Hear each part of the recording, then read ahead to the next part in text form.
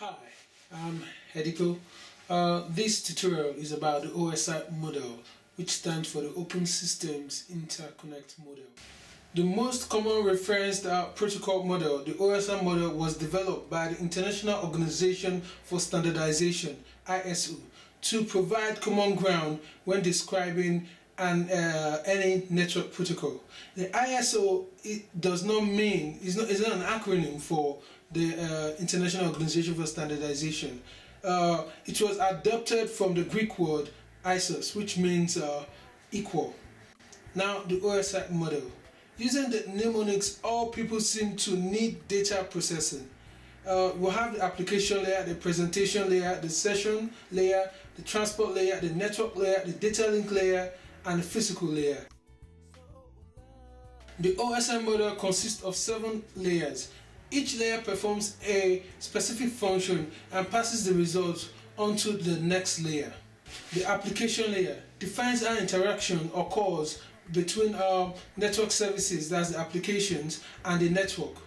Services that function at the application layer include but are limited to file, print, and messaging services. The application layer may also support error recovery. The top layer of the OSI model does not refer to applications such as word processors. The presentation layer. This layer formats data exchange. In this layer, character sets are converted and the data may also be compressed in this layer. This layer usually handles the redirection of the data streams. The session layer. This layer defines how two computers establish, synchronize, maintain, and end a session. Practical functions such as security authentication, connection ID establishment, data transfer, acknowledgement, and connection release take place here. This list is not all-inclusive. Any communication that requires milestones, or put it in your own way, have you got the data assent? Answers are performed here. Typically, these are called checkpoints. Once a checkpoint has been crossed, any data not received only needs transmission from the last good checkpoint. Adjusting checkpoints to account for very reliable or unreliable connections may greatly improve the actual throughput of data transmission. The transport layer. This layer checks the data was recovered error-free. It's also used to provide a message that is too long into smaller segments, and in the reverse, take a series of short messages and combine them into longer segments. These broken up and combined segments must later be corrected by reassembling. This is accomplished through the segment sequencing, usually by appending a number to each of the segments.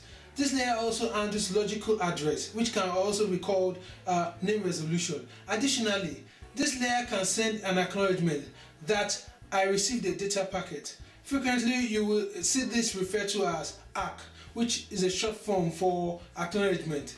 This layer is responsible for the majority of error and the flow control in the network communications. The network layer logically addresses and translates logical names into physical addresses. A little known function of the network layer is prioritizing data. Not all data is of equal importance. Nobody is hurt if an email is delayed a fraction of a second. Delaying audio or video data a fraction of a second could be disastrous to the email. This prioritization is known as quality of service (QoS). In addition, the network layer controls congestion, routes data from source to destination, and builds and tears down packets. Most routing protocols functions at this layer. The data link layer. This layer takes raw data from the physical layer and gives it a logical structure. This logic includes information about where the data is meant to go, which computer sent the data, and the overall validity of the byte sent. In most situations, after a data frame is sent, the data link layer then waits for a positive acknowledgement denoted as ACK. If one is not received, or if the frame is damaged, another frame is then sent.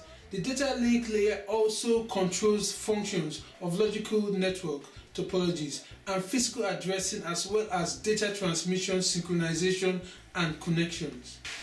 The physical layer. This layer controls the functional interface, for example, transmission techniques, the pin layout, and the connection type. Thanks for watching.